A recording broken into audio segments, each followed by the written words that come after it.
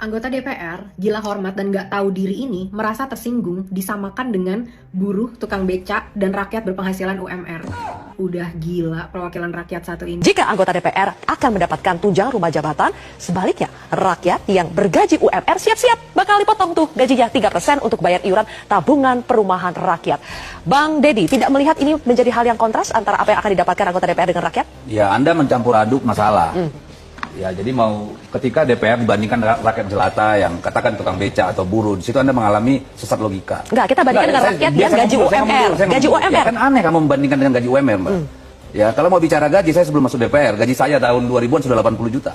Udah gitu nggak bisa menjelaskan apa rasionalnya dia berhak untuk dibayar jauh lebih besar dibandingin tukang becak, buruh, dan rakyat gaji UMR. Udah jelas-jelas kita semua pekerja di Indonesia adalah tulang punggung dari anggaran pemerintah. Dia bayar pajak aja enggak. Jadi siapa yang sebenarnya mengemban tugas negara di sini? Dia bilang gaji saya 80 juta sebelum join DPR.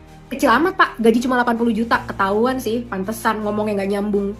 Kalau memang dibilang gaji dari DPR itu rendah, ngapain join DPR? Kita juga nggak pengen punya perwakilan yang arogan, nggak punya logika, ngomongnya nggak nyambung. Emosi lagi nih orang, bener-bener gila hormatnya, udah nggak ada obat. Dia minta dibandingin, harusnya bandingin gaji saya bukan dengan rakyat, tapi bandingkan gaji saya dengan petugas BUMN katanya.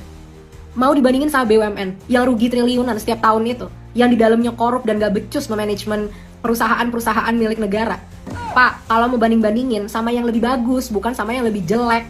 Ini aja udah jelas banget mentalitasnya. Dia join ke situ untuk memperkaya dirinya. Nggak ada di situ dia bahas mengenai kesejahteraan rakyat. Nggak ada di percakapan itu dia bahas tentang kontribusinya terhadap rakyat. Ngomongin gaji terdepan, ngomongin hasil kerja. Loyo, kalau mau bandingin sama yang bagus, bandingin tuh sama pemerintah Swedia, pemerintah Skandinavia, nggak dapat tunjangan rumah, nggak dapat tunjangan mobil, gajinya juga sama aja kayak pegawai-pegawai yang lain. Kenapa? Karena mereka mewakili masyarakat. Dan apa hasil kerjanya? Negara-negara Skandinavia adalah negara-negara paling makmur di dunia, paling bahagia, dan paling rendah korupsinya. Karena mindsetnya benar, bukan mindset gila hormat seperti situ. Ini nih gengs, ada karyawan tersinggung disamakan sama bosnya.